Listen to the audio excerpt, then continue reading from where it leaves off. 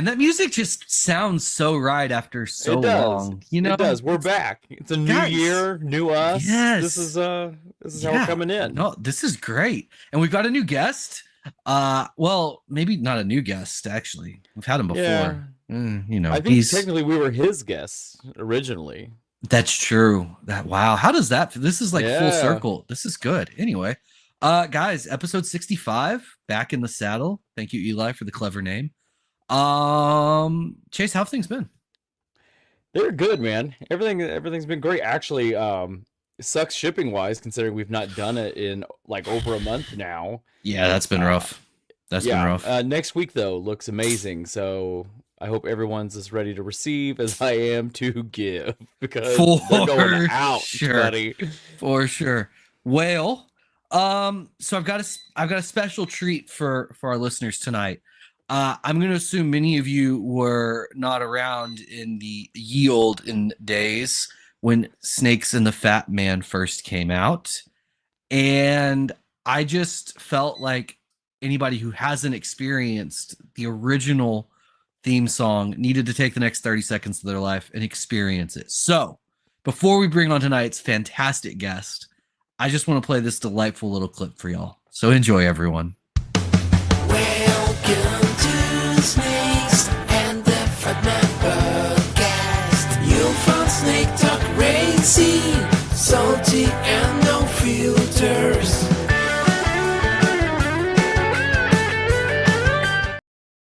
Salty and no filters. I love it. And then the man himself. Chris Eaton, are you both salty and filterless?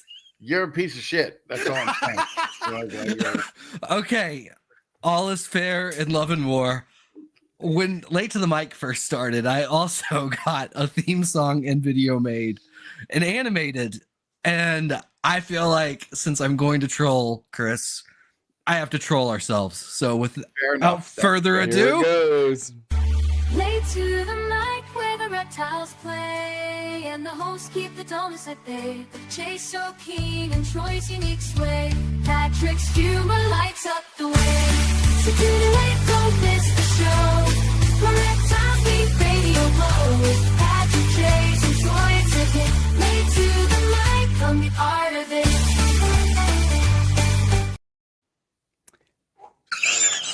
Buddy. I remember when you first sent me that, and I was like, why does Troy look like a white Mr. Miyagi? Chris, how do you feel about that one? You got some balls, okay? Because it looked like a cartoon where there were three guys just getting ready to blow each other. It was so bad. It was the worst $50 I've ever spent. $50. That was the $50. Yeah. What country was the artist from on Fiverr? Yeah, we all know. Ours was from like Uruguay or something like that. And it was $100. It was $100. Oh my god, mine was at least animated and was 50. No, this was 100. This was but this was Fiverr, like what, 6 years prior. Yeah. Oh my god. When everybody was from like Uganda or wherever. Right. I was gonna say, I just see Patrick though bartering some poor bastard down on already what he's doing. Like, oh no, that's exactly. What? I'll tell you what, buddy, I'll give you 50. No, that's exactly what happened. Because originally it was going to be like a set price for one animation, and I was like, "There's 3 of us though," and he's like, "Well, it's going to cost triple the price." I was like, "Well, then I'm not buying it." He's like, "Okay, I'll do it for $50," and I'm like, okay, I will accept. And then that's the quality that I got. So he was from like Pakistan or something, right? Oh, he was definitely from Uzbekistan for sure. Yeah, like one of the stands. Yeah. $50, you fellas fed that beach family. All the countries you don't fly to, the ones that are in the stand. Absolutely. But he like sent that to me, and I was like, oh, that is not what I was hoping for, but here we are. Dude, I didn't even get approval on mine. I got it handed to me by Danny. He was like, "This is great. You're going to love it." And I listened to it, and I was like, that might be the gayest thing that I've ever heard. But like, I want to go outside now and blow someone. Okay, after I listen to that song. Were you more offended by y'all's original theme song being an actual musician? Like, do you feel like yes, because I told Danny, I was like, I'll just write a riff and record it real quick. It got to be 30 seconds. It'll be no problem. And he was like, yeah, okay. Right. And I never did it. But then he was like, yo, I got this. And I was like, you could clearly tell that guy is ESL. Like English is not that guy's first language. And you can tell when he's singing it, So it's I love it so much though, I'll be honest, man. Like it makes me giggle every time I hear it. I'm like, Chris, he played that on the air. What a fucktard. Well, I played it on the air as like a joke though. Oh, I know you did. I know. There was no way I was gonna I was there when the first days when it was written. It was so good. Oh my god. It pissed me off more because I knew so many musicians in LA that were just like, take my song, we'll use it as the intro, and they were good, And I was like, nah, don't worry, Danny got something cooking up. Danny has something cooking, all right. That's turns what your out mom says. We have song at home. The song at home. The song at home. Oh, it was so great, guys. It was good. Well, you know what? I'm glad I finally got the opportunity to share that with our massive and incredible listener base. So just really spreading the joy there, Christopher. So good. 18 people. Wow. Probably 16 who have never heard that before because guaranteed, dude. Yeah. Well, so what year did Snakes and the Fat Man start? Was it 16 or 15? It was 2016. 16. So I mean, dude, there's been at least 3 generations of ball python breeders since then. Yeah. What's crazy is you're not wrong. Yeah, like that theme song right there is like war stories told by like World War I vets right now. Yeah. Like that's like watching Spinal Tap. I don't know if you guys have ever seen Spinal Tap, but it's like going back to the black and white days when they were, yes. Kids are like, what is that music he's playing? That's not hard rock and roll. Nope, it's salty and filterless. Yeah. When he first handed that to me, I was like, dude, do you even know me? All right. Like I was just like, it's like you don't know me at all. Oh, that is so great, man. I love it. Well, thank you for coming and hanging out with us for episode 1. Yeah. Thank you guys. Thank you. Yeah, no, man. It's always a blast having you on. We're gonna be together next month. I know. I'm so looking forward to it. Yeah. We can start right there. So Bob's show is 3 weeks away. Yeah. February 15th and 16th. Yeah. So is it weird that we're all spending like the Valentine's weekend together? Like, do you find that weird at all? No, because we're all bringing our girlfriends, right? It's not like, we're wives, like fucking, are you not, Chase? So I was going to say, does my wife know my girlfriend's coming or? I didn't know it was one of those parties. All right. Little upside down. This is the Valentine's Day I've been waiting on. Yeah, no, I had zero problem with my chick going on the Valentine's Day. There was like no problem at all. Perfect. And it was none with you guys either, right? No. Technically, it's a working weekend, right? If we're being honest, Amelia didn't even realize what weekend it was when I initially booked it. And then she was like, oh, it's Valentine's Day. And I was like, you're such a romantic. That's so funny. Neither did Abby. Yeah.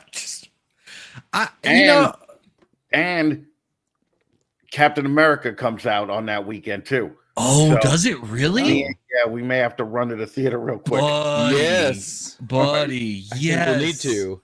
Oh, this is gonna be like a real date night for all of us, like movie and dinner. We're gonna get wined and dined. Woo-hoo! I hope someone's gonna hold my hand. All of a sudden, that Late to the Mic animation video is seeming more and more fun. Right? Who's taking Troy's place? Actually, Troy's gonna be at the show, so we'll just we'll bring him in too. Oh my god, this is gonna be so much fun. All right, that'll be 8 balls sitting together in the movie theater. fucking great. And we're all gonna sit next to each other, and our wives and girlfriends Yeah. will be on the outside. They can sit behind us. It's fine. can- We're not even gonna have the homo seat like everybody would designate in high school. You remember you'd go to movies with your friends and you'd be like, "Yo, what do you don't sit right next to me." Yeah, Like that's there's weird. a homo seat here in Yeah. between us. And then, not that there's nothing wrong with that. Okay, all right. Never mind. No comment. It's a new America, Chris. You can basically do whatever you want. It turns out. That's Uh, right. That's right. Look, No, we're not going down that trail today, Satan. Not today. I'm not getting canceled by the snake community yet. Not yet. We could so fast though. Well, I would get canceled far faster than y'all, I think, based on the yeah, the, yeah. the It's percentages. true. Yeah, I'm the minority here, bitches. yeah. That's okay though. Patrick would be said homosexual. Okay, right? Accurate. Touche. For sure. As I pull up my Lisa Frank Crocs. Got it, guys. Don't worry. We're all Patrick in good his here. 30s has more Lisa Frank stuff than kids in elementary school right now. You're not far off. Oh my goodness. Oh, all right. So Bob's show is gonna. This is my first time going. Chris, yours as well. My first time too. Yeah. Mine Yeah. too. Oh, that's right. Chase Justin went without Yeah. you. Yeah, I was out of town that weekend. Okay. All right. Well, I'm excited. I heard nothing but good things the last go around. It seems very ball python oriented, which isn't, I guess, particularly surprising. And it should be a great venue because it's in the same venue area where Abby and I go watch hockey. Okay. Right there at the Gas South Arena, and it's a nice place. So I'm pretty stoked Sweet. about the venue. Okay. And it's also like 45 minutes from the facility, which is awesome. even Yeah, better. Huge fan. Chris, are you gonna? I assume filming content, but are you gonna be filming any like podcast stuff or just No. video? There- Yeah. There's already going to be so many guys there that are there specifically set up for it, and I could, but I'm not. What like why be the fifth or sixth guy, doing it? So Well, yeah, but do all those guys have really catchy theme songs that they had to get rid of? no, they do not. Okay, but however, they're all friends of mine, and Okay. I just don't want it to be, plus, like you're going to be competing for guys first. Yeah. Oh, Like, yeah. I want to get Bob first, or I want to get Justin first, or whatever. And I just figured I just want to go. I realized going to the Gettysburg show, Yeah. like how much fun it is again, not doing any of that, Oh, yeah. and Yeah. just going out and it not being like work and just hanging out. And I figured enough people are actually, doing shows from there. Why add to the confusion? However, Bob is giving us a 15 minutes section. Okay. So, nice. yes, I'm pretty excited about that. Look at that. So I'm gonna bring a small camera, but it's not gonna be anything. Yeah. No lighting or anything like that. It's just gonna Okay. be like fun thing. Patrick, are you excited to vend? Coming from a guy that typically just likes to walk and suitcase assault people with I'm shirts. sorry. Am I vending? Are you vending? No. I You're didn't. loitering at my house? I thought you were vending. Yes. No. Yeah, I didn't. No. If Oh there's my god, one then I can just thing- put you to work and then you can pass shirts out from there. Whoa, buddy. There's still some feelings between Aura and Canova based on an employee situation. So You know what? And that said employee will be here. Right, which is why I feel like it's unnecessary for me to pass out shirts because The gang will be all together. you already got the extra help to do it. So you don't need me anymore. It turns We both out. know how much help she is, let's be honest. No comment. She might be watching right now. So I hope she is. She is right. Uh-oh. Yeah, no. There's a chance the last show I ever vend is March Tinley. And that is entirely based on whether or not JD from JD Constriction's girlfriend decides to take my table to use for spider sales. Man, did she not do gangbusters with Dude. spiders though? Yeah, who would have thought that a little jumping spider salesperson on like a 1 foot by 1 foot table would outsell 90% of the ball python breeders at Tinley? Yeah, who would have guessed it? Jumping spiders are in. I was waiting for Chris to say something. Who saw Yeah. that coming? Who would have thought it? It's so funny though. I'm pretty sure Chris's first episode also sounded that way though. Yeah, no, you're not wrong. Okay, you're not wrong. I was a little more gung ho on it because I had Ralph Davis on. You I did. didn't want Oh yeah. to aggravate him, right? But then he started talking about his swollen asshole, and I was like, Yeah. all right, we His- can pretty much talk about anything now. His sciatic nerve issues too, right? Yep. Yeah. God, that was a long time ago. Lucky. Yeah. That nerve is not better, by the way, in case anyone was Yeah. wondering. Just if you get the privilege of interacting with Ralph, even to this day, it's Enjoy that. Yeah. Take in the moment. take in the moment. It's about right. That is about right. All right. So no filming content, which kind of makes me sad. I mean, that I'm was- going to film content. Well, but I'm no, taking like time, actual yeah. like podcast, like live podcasting. That was a good time. Maybe the only time you've done it at Arlington? Was that the only? I did it at Tinley once, I think, and Arlington a few times. Okay. Arlington that was the first time we met. It was, yeah. Yeah, it was. You came up and said you were hunting. It was young Patrick. Young Patrick. I mean, short beard. It was I mean, really, you put on a lot of weight, dude. No, I Yeah. was much skinnier. I just in general looked happier. It was great. Because I have pictures. I went through them like 2 weeks ago, and I was like, man, I have all these pictures of these people. So when I look on Facebook, I could be, and it's your birthdays, I could show a picture like all the cool kids do, right? Yeah. And I'm like, yeah, here's a picture, but I'm not wearing the stupid hat, right? So Oh no, you weren't, but we were. I'm pretty sure doing the shocker in that picture, if I remember yes, we were. correctly. Yes, Or I was it believe the school bus? No, it was the minivan. The mini. The minivan. The One fuck in the is front, four in the back. Yeah. That's And what the fuck is wrong with us? and what's funny is I took a picture with Justin, and I was like, "There's no way he's gonna." do this, right? And I gave him the choices, and Justin did it. Justin did the minivan. He did the Yeah. probably because in his mind it was the least offensive somehow. Yeah. That so Uh, checks out. Justin's like, a minivan, that sounds wholesome. We'll do that one. Yeah, that was pretty fun. Let's see. Boys Are Us. Yeah, Andre will be there. He will not be vending with the Aura table. It'll be the Chimera table. It's a new startup company, if y'all haven't That's heard of what I them. was going to ask. I was going to ask, is Andre coming? Yeah, Andre will be there. He's going to be vending. And then he also will be slinging Reptichip. So if you have any Oh. Reptichip needs, talk to Andre. He'll hook you up. He'd be excited to make 50 cents on each one of those bricks. Are you currently not slinging Reptichip? Oh, absolutely not. No, that's way too much work for not enough money. I use Reptichip regularly and I love the product. And I think everybody in the reptile industry should be using it. Absolutely. I think so too. But I'm not going to try and sell it because I don't hate myself that much. Yeah. No, I've it's actually got- $80 a brick. You get to keep $1. I've got like 5 pallets of it coming in. Yeah. Yeah. this I've week. got. I'm pretty yeah. stoked.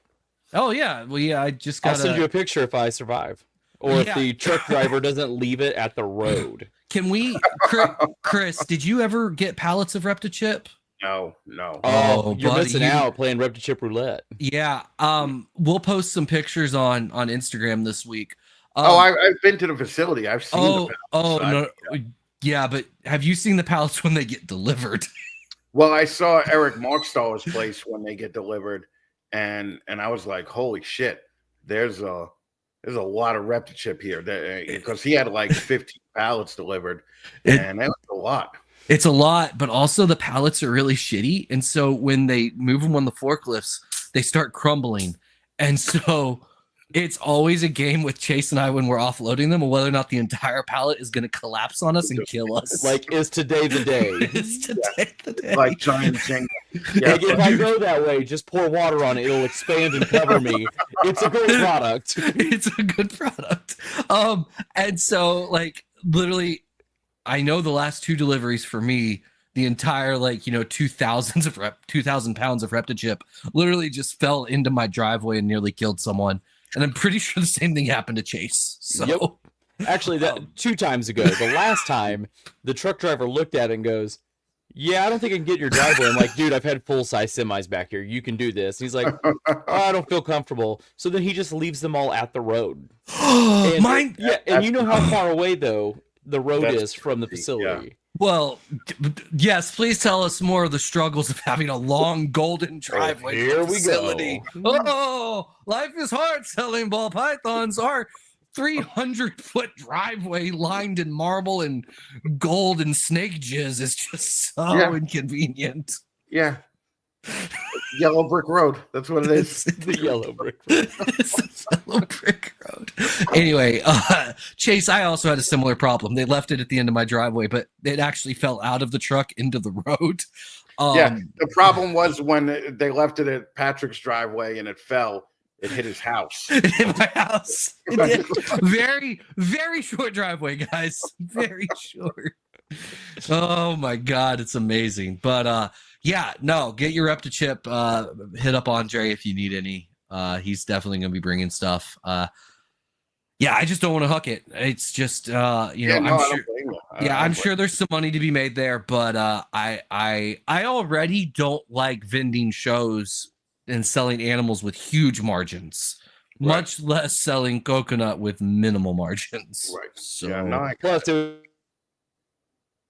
say that again, Chase. cut up. I said, plus you'll end up getting a sciatica issue as well. So That's true, and gotta I be don't careful want with that. I don't want to be Ralph Davis on the next big That's right, podcasters channel. You know. Oh my God, that's amazing. All right, so I don't know if I've ever personally heard the story, and that definitely means my people have not. What instigated Snakes on the Fat Man? Sean Bradley. That was it. That was the only reason I did it. I even said in a video that I recently did, like I thought I could do it better, just not because I got a better voice than him. Obviously, I don't. You know that this was in the days that Josh Beatty, Josh Beatty had that. He had the radio voice, he had reptile radio, but Thanks for coming to Reptile Radio. yeah, but the voice behind the crackling was a good voice. It was a good voice. Okay. Yeah, that was actually. That's fair. And I was like, I'm not going to do it better than him. I'm not going to do it better than Reptile Radio. But Sean Bradley would always just interrupt the guest and be like, let me tell you when I decided that ARS should have water bowls in their racks. And I decided that if pizza was a circle, you should cut it into triangles. And, I did this and I did. Like, it all became the Sean Bradley show, right? And I was just thinking, the only way I'm going to hear what these guys have to say, like Mike Wilbanks, like McCurley, and all the. I was like, if I just do a show and I ask him and I shut the fuck up, right? And just not interrupt him all the time. And that was the whole impetus for the whole thing. Man, did you think it was going to go on this long? Did I think it would be ironic that I would end up in a wheelchair too? Yes, I still think that everyone. Are you think there's a correlation with starting a podcast in a wheelchair? Yeah, because I'm doing we're this quitting. today. Everyone, I love you all. Yes. This is Yep. It's actually great because now, whenever I go to a show, I have a shirt made up for every show that says "Attention Gettysburg" or "Attention Canada." I am not Sean Bradley, and it has a skeleton in a wheelchair missing a leg, right? Because and I'm not doing it to be a dick. Obviously, I'm doing it to be funny, but also I want to avoid any wheelchair confusion. I got a black friend that was like, I don't know, all you white people look the same. And it's like, God, imagine white people in wheelchairs. They must all look the same to them. Like, it would be worse, right? And now I wear the shirt and I'm good. People are walking around the show. Little kids are like, Daddy, is that Sean Bradley? No, son. He's got one leg. That's Chris Eaton. That's Chris Eaton, yeah. Daddy, he scares me. Yeah. No, it's okay. Look, no. Funny thing is, I'm big with the kids, all right? I'm big with the kids. I don't mean it like that. So get your mind out of that together, okay? But it's a new America. You're good. Don't worry. In Conroe, I had this 8-year-old kid come up to me and I met him at the hotel with his family, and then he came to the show, and he was like, "I didn't know that you were Snakes and a Fat Man. I wanted to smack my father for not telling me. Could I get a picture and all that, right?" And I was like, "Yeah, you could get a picture." I go, "You want to be on the show?" And he goes, "Yeah, I would love to do it." And I go, "All right, well, first of all, we need permission from your dad. So go ask your dad permission. And then when he says yes, tell him that he's the worst father that ever, that he lets his 8-year-old kid listen to my, so, but yeah, the kids, it's a mentality. Mentality is equal or below, No, that's fair. No, I get that.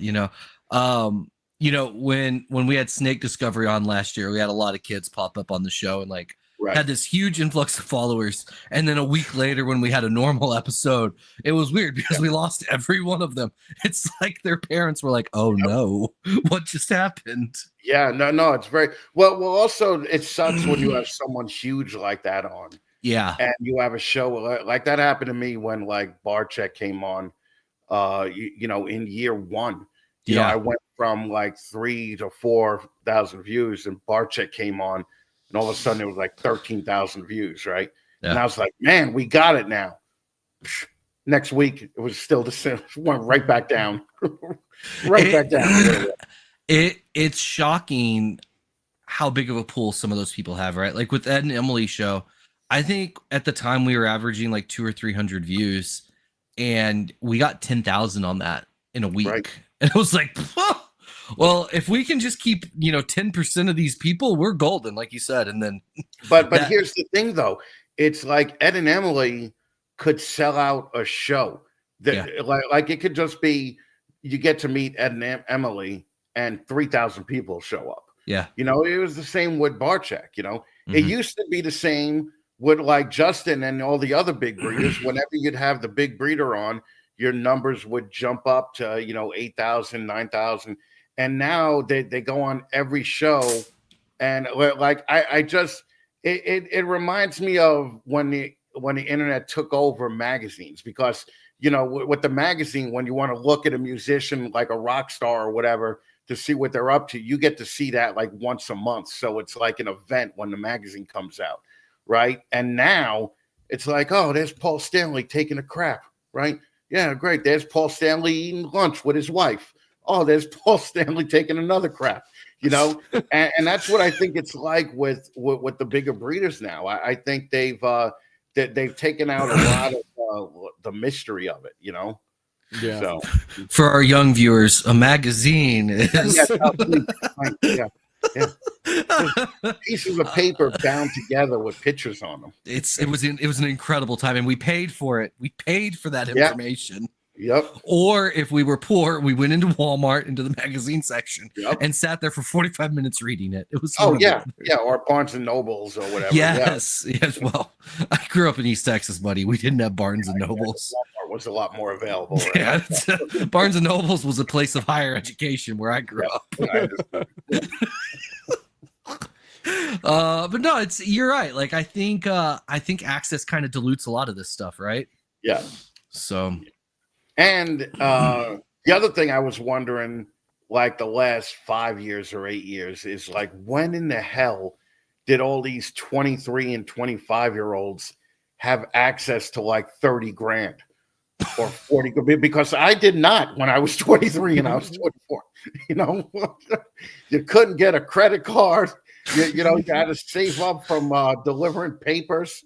All right. And I just didn't get it. I was like, where are they getting this money from? I must have missed a meeting, man.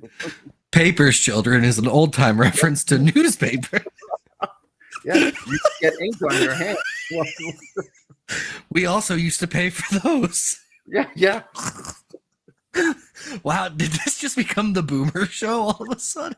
No, dude, it would have to be a Gen X show, right? Because but it's so funny because we didn't have helicopter parents, it would be, this weird, you could go out to the woods. That's where you would bury your porno magazines, right? I didn't bury mine. I hid them in my room like an adult. Yeah, you're a little younger. Yeah. I didn't have to go bury mine, Like a Chris. pioneer. Chris over Like you, here, Joseph Lois and Smith, Clark. discovering something Joseph- new. Yeah. Joseph- Yeah. this You had to take your bike to the woods like I was in Stand By Me. Okay. Like a real man. instead like of the a Book of real Mormon, it's the Book of Mammogram. Like, Yep. God forbid it snowed and the dirt got real hard, and you would just like digging a hole is impossible. Okay. his parents find this treasure map 13 steps to the left of the broken down car. Chris, what the fuck is this shit? Yep. And I'd just be like, "Don't worry about it, Mom." Right? Mom goes on a treasure. Mom's like, I want to go on a treasure hunt with you. Absolutely not. This is for Dad and I only. Like, Mom, you will not like the end of the road here. Okay. It's not where I expected It was this work. going. It was work to do everything. Okay. You know what? I'll give you that. Just while we're on our boomer rant, it was harder, guys. Okay. I remember having to sneak into the Get It Quick and gently tear the plastic wrap off the Playboys in the back of the gas station so I could see some titties. Okay. Yeah. Okay. And you had to find that like one Iraqi pervert that was behind the counter that would just sell anything to any age. Yes. Yes. He felt no shame in it. You had to go to different, they called them Optimo shops here because they were supposed to be cigar shops. And you would go into the cigar shop and they would have all like the Playboys wrapped in the plastic. And then you're like, I'm gonna try and buy one. And then you go buy one and you're like fucking 11. All right. You're not even higher than the counter. You put up I think I used to get like jugs, right? And yes. The ancient lore. and I would just put jugs up on the magazine and he would be like $6.99 and I'd hand him a 10 and I'd be like, keep the change, you filthy animal. And then I'd just take my magazine and go to the woods. Back to the woods. Back to the woods. Where the fuck did you grow up, Chris? Well, I grew up in the Bronx, but we have these parks all around, you know, like Chris is over here in some park. He's digging a porno hole and accidentally hits some other kid's stash. There's no respect around here. that'd be funny because when you'd be riding to the woods on your bike, right?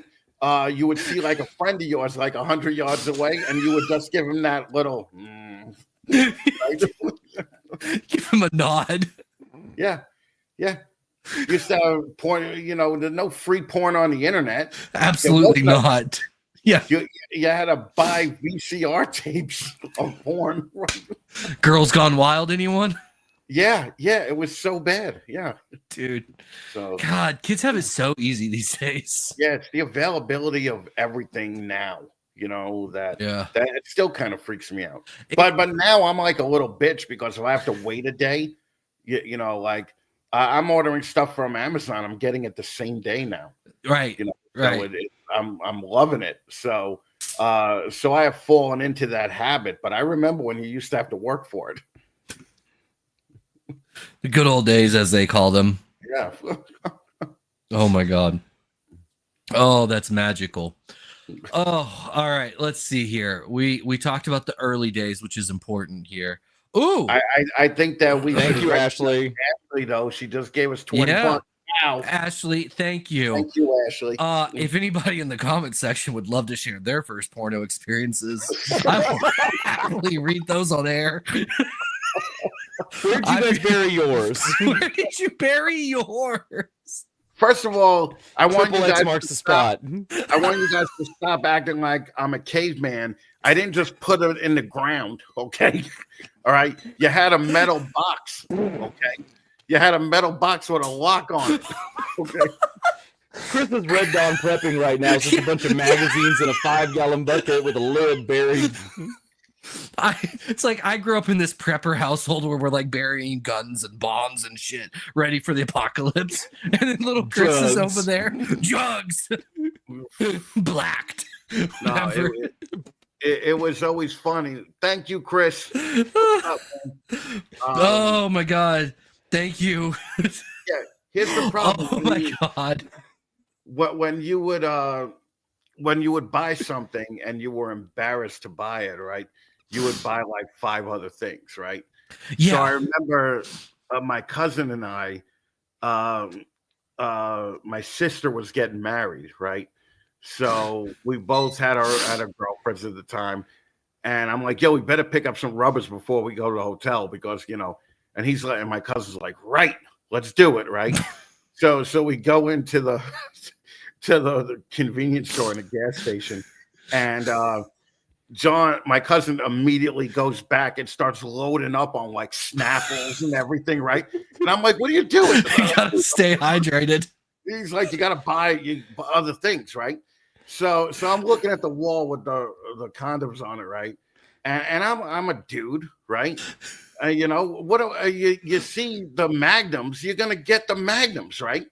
So fucking my Puerto Rican cousin, who every time we went into a store, I would tell the cashier, I'm like, you better watch that Puerto Rican guy. I think he's stealing, right? And they would follow him around. Yeah, my cousin makes like $200,000 a year working for Verizon as like a supervisor for an engineer, and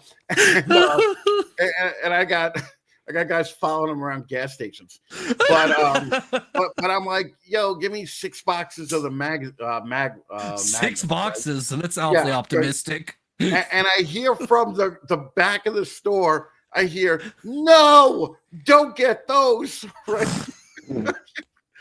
And he comes storming up to the front and he grabs a box of Magnums and he's like, look at what it says on this box.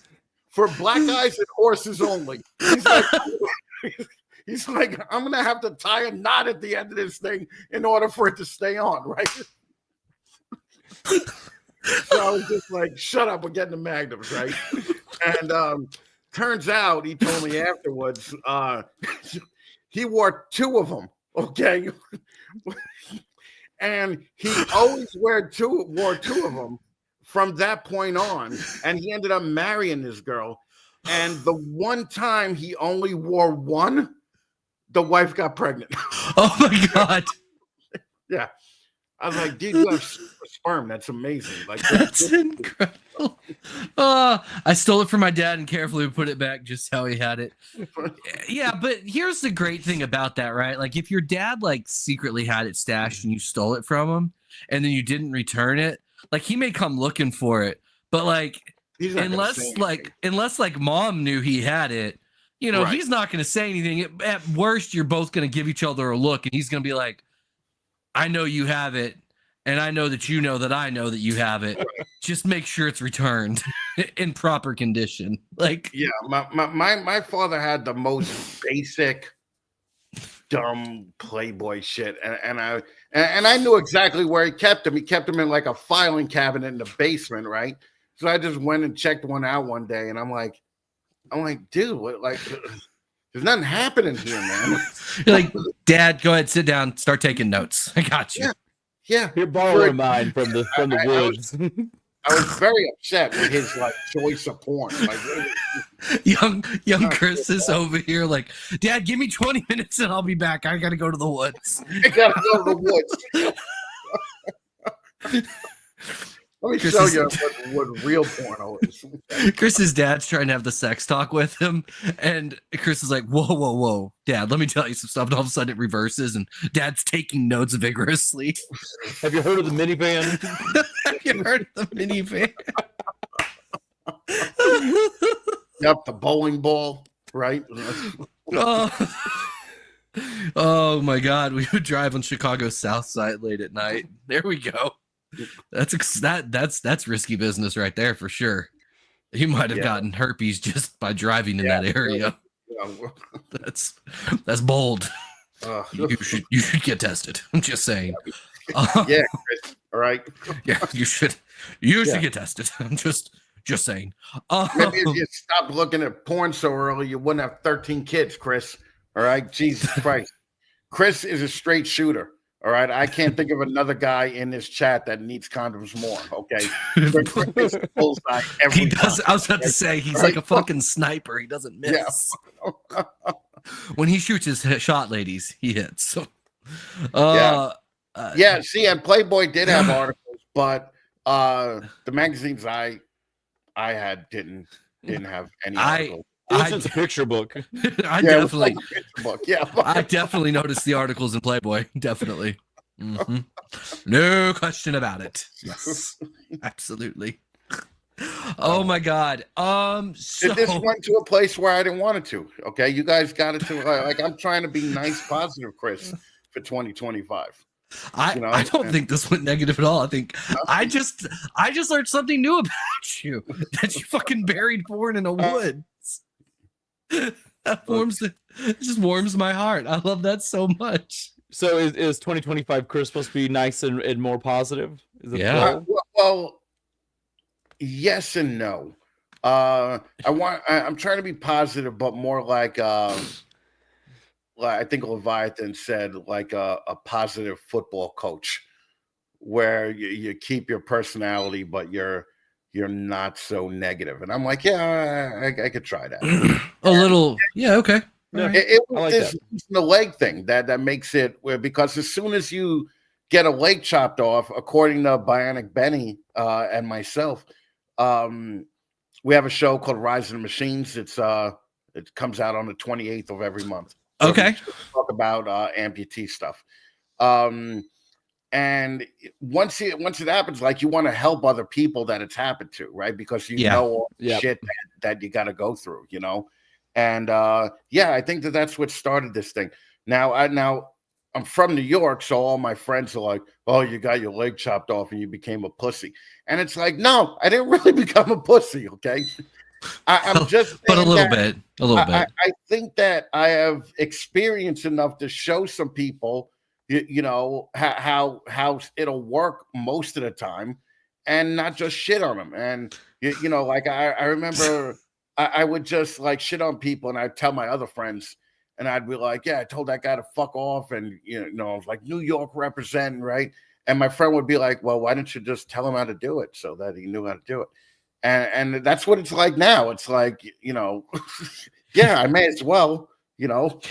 Careful, Chris. It sounds like you're catching a case of the liberal. Yeah.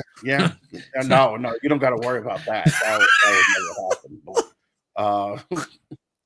Yeah. So No, I think that's good, man. I think that's good. I think that can go a long way, and I do think there is, you know, something to, like, when you experience something that not everybody else has gone through, it gives you a lot more perspective on stuff, you know.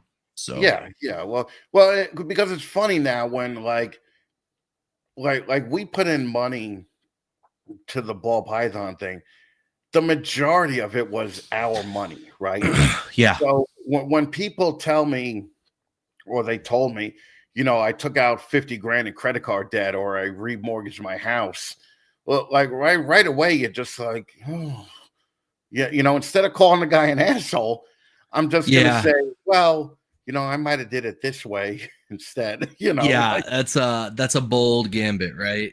yeah, Yeah. it's like And a worrisome thing, especially. It is. Yeah.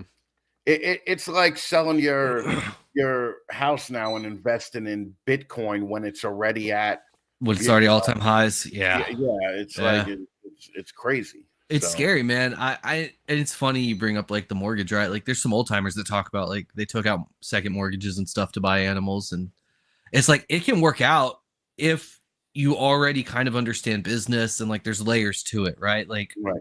but, like, for somebody to be like, "Oh, my buddy is hatching ball pythons, I'm gonna do that. Let's go take a loan out on my house." Oh, Right. buddy, that's Right. gonna go sideways. Right. And also remember when the older guys did it, they were bringing in animals. That was the first time that was Yeah.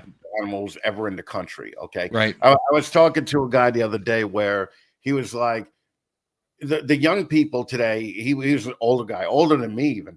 And he was like, the young people don't understand that we were investing the same amount of money back then, and we only had 4 morphs to invest in, right? Yeah. Yeah. So he goes, that's old smart money versus new dumb money, Yeah. where people come in now and they put in the same amount of money, but there's 200 different morphs to pick from. And you have to hope that the one that you pick, you know, is the one that'll pay all that off.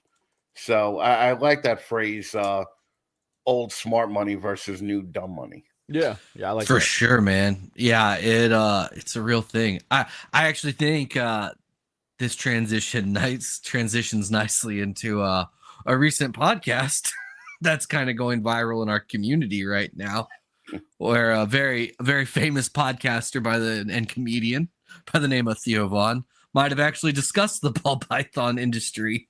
Yeah, which was insane, right? That Theo Vaughn is discussing ball pythons, right? Yeah, it's nuts on the face of it, you know. It's kind of surreal. What's It's funny funny? you say that. I sent that clip to Justin today. Oh, that's funny. Yeah, what's funny to me about it? They're actually not wrong. Like a lot of the ball python market is kind of a pyramid scheme, right? A lot of people are just buying them to try to sell to other breeders. Right. And I think that's part of some of the issue we have in the industry, actually, is it's like if your entire mindset is built around like, oh, I'm going to take $7,000 and I'm going to buy these morphs and then I'm going to make $1 million. Like that's not how any of this actually works. Well, but that hasn't really been the mindset for the last couple of years. The mindset for the last couple of years has changed to, I don't want to be the next Justin, but if I can make 80 grand a year extra on my hobby on something that I love doing, then then he goes, that'll put me into a whole nother tax bracket, right? So yeah, and that's more attainable than saying you'll be Justin. I agree with that. I think we're there. Like, I think you're hitting on the head, right? The past couple of years, I think we went through this stage with like COVID, right? Where everybody saw this, they've seen money that we had and a lot of people bought in.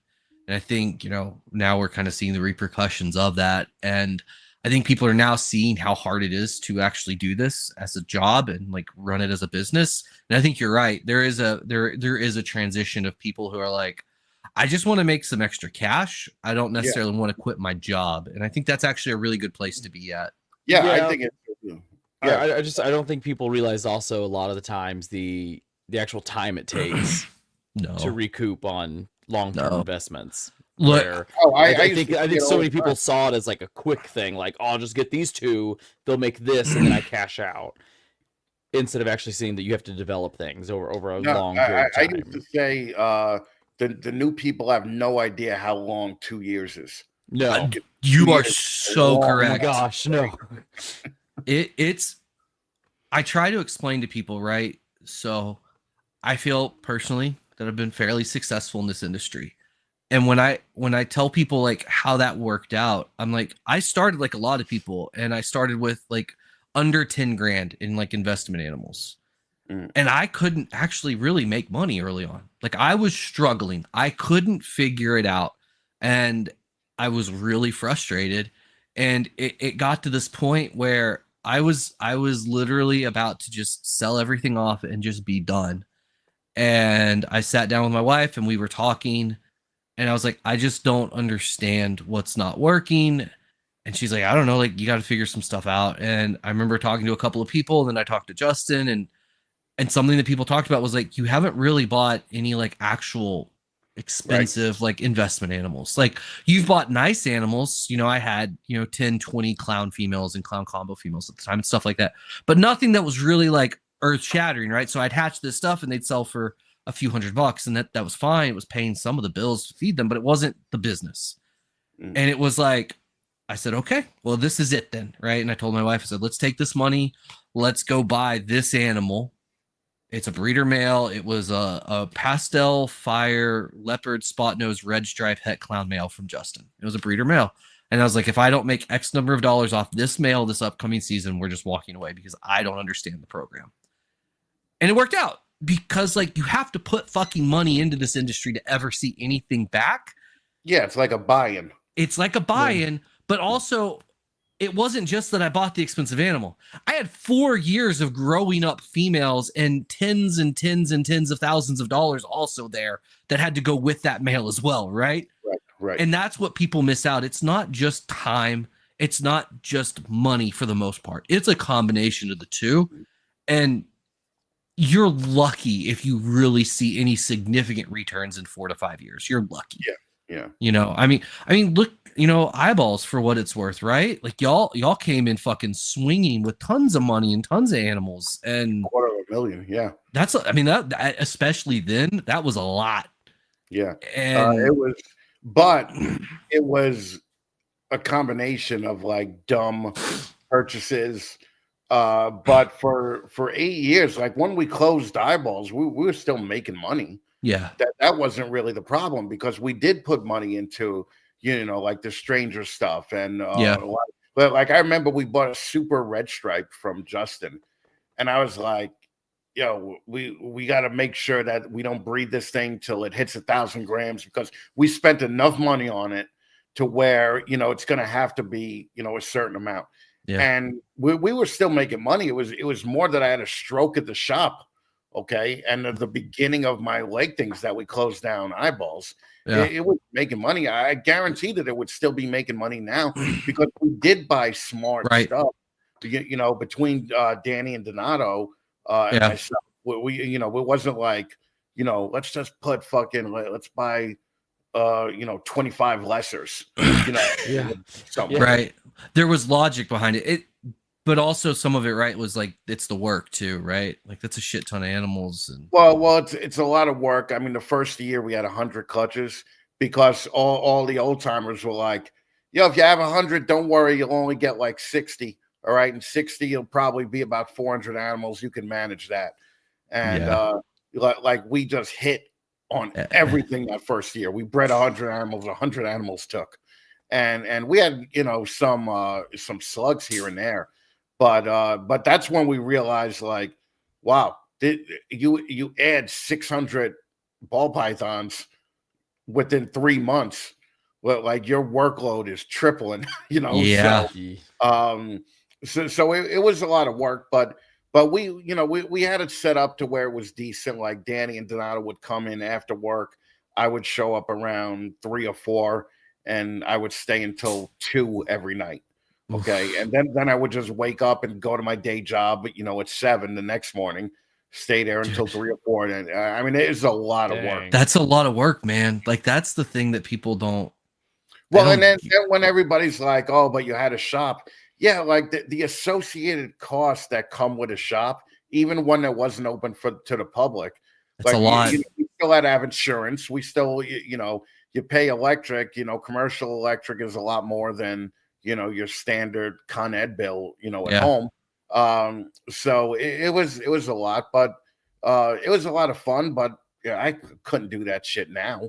If I ever get back into it, I know there's 5 snakes I want to get and a male, and I'll make money off that. I'll be able to make 30 or 40,000 a year off that. 6 snakes, fucking 7 snakes. I'm not going to do the same, but we also had a lot more access to wholesale people. Like these younger people coming into it now, they don't have access to like the John Riegers of the world. No, it's different. We used to use. Yeah.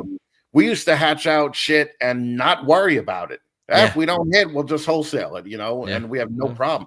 Now you don't hit, if you don't have a wholesale guy. But like you said, I think during a Zoom call, you said it, where you're like, the people who will make 100 calls to 100 different pet stores, they're the ones that are going to make it. The people that don't do that are the ones that aren't going to make it. Yeah, the work is a big part of this, It comes down to the hustle.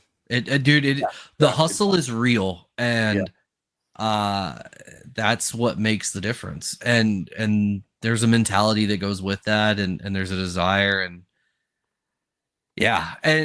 and I know there's some irony in me saying that and then being like, I don't want to go to shows and vend, but like, here we are. That's just because you like to talk and not behind a table. Yeah, I assure you there's better ways for me to sell snakes than stand behind a table. But like, and I think that's the other thing too, right? Find your strengths.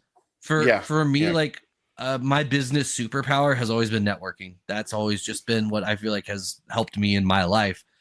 If that's your strength, use that, right? If your strength is sales, hammer that shit, that's a great way to go. If it's online marketing, whatever it is, find your strength and use that to drive your business, because that's what's going to help you be successful. What you're good at.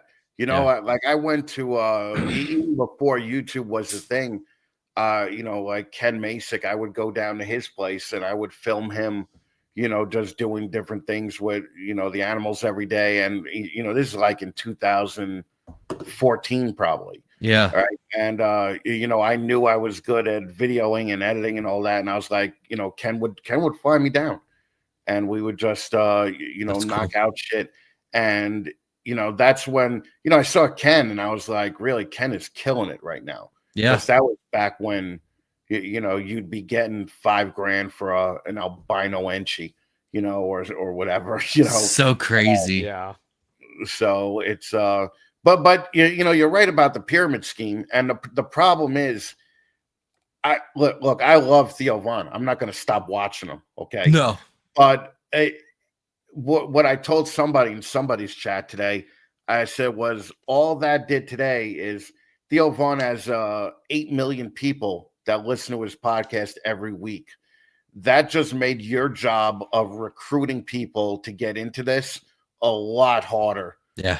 Over the next year or two, because people are going to refer to that. There's 8 million people now in America that are going to say, well, I heard on Theo Von that ball pythons were getting day traded on an app. And it's gonna be a problem. I wish they were day traded. Somehow I would really love to like sell them shorts and have call orders and everything else. Imagine if you could short a ball python. buddy. Justin wouldn't be the only one with Ferrari if I could sell them and short them and do all kinds of stock options. Yeah, I'd have my own yellow brick road. That's it, man, for sure.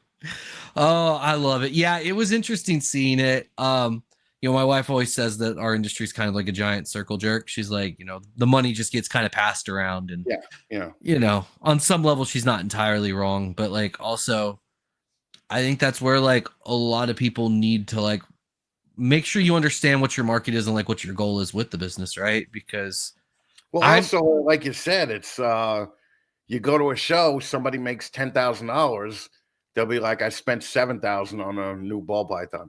Yeah. And that's not necessarily what you have to do at that moment, man. All right. You can take the money and deposit it first. Okay. Because once you see those numbers on your phone or on your computer, it's a lot harder to say, all right, this is $7,500. I'm going to spend the money that I just made. Once you see it on that screen, you're like, I might hold on to this for a little bit, I think people struggle just in general with like it having money in the business bank account, assuming you have a business bank account, but like it's okay to have a balance in the business bank account, guys. Like you don't need to just be at zero.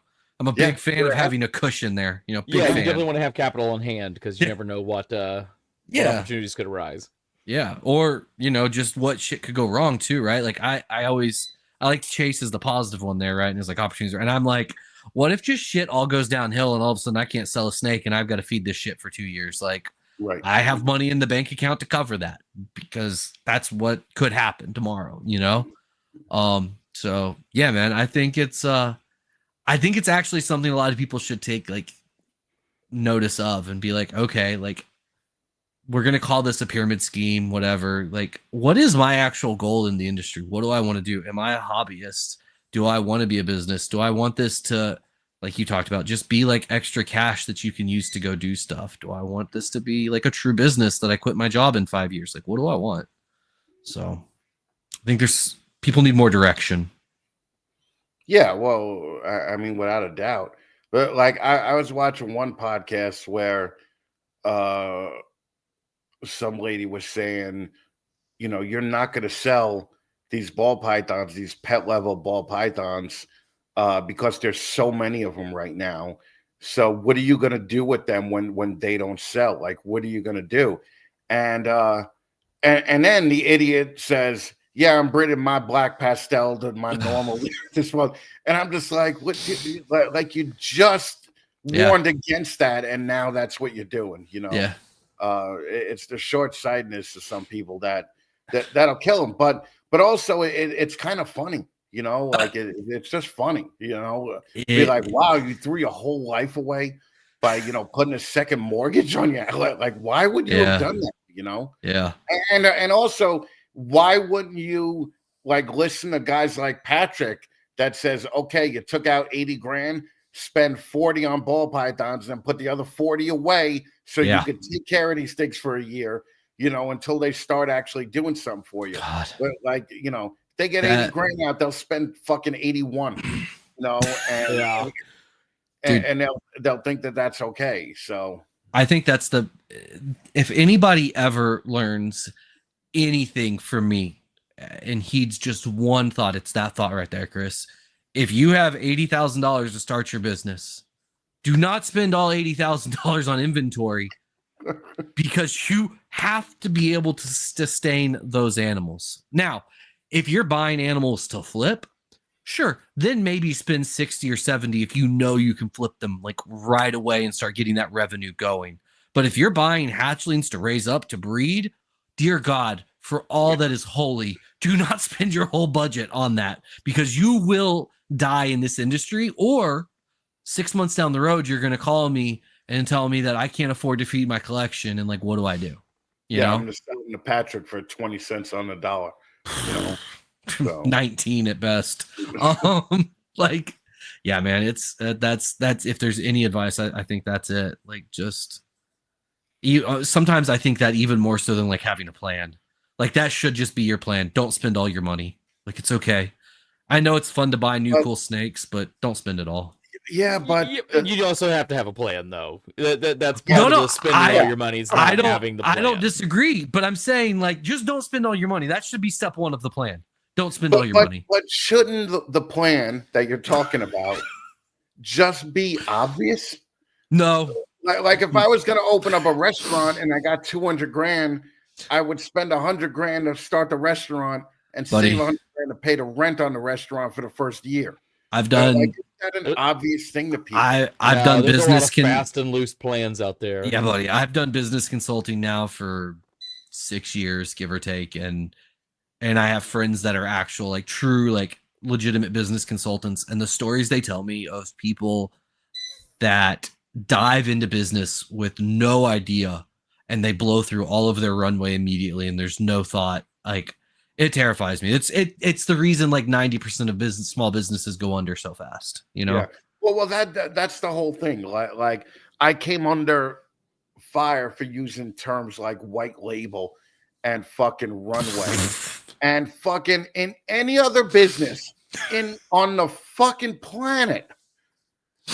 Someone would hear white label or runway and fucking know what I'm talking about. Ball python people are making fun of it. They're like, oh, I think it sounds like Alfred and Batman. And I'm like, well, no, you idiot. Okay. Not quite. It means like read a book. Okay. Yeah. The amount of people that don't know what runway is shocking, you know? Yeah. So it's, you know, and you don't got to, you don't have to study it. You can watch an episode of Silicon Valley to realize. Oh my God. Yeah. You know what? That's the other bit of advice. Everyone go watch Silicon Valley. You'll be better for it. You'll be better. It's a roadmap to starting a new business. All right.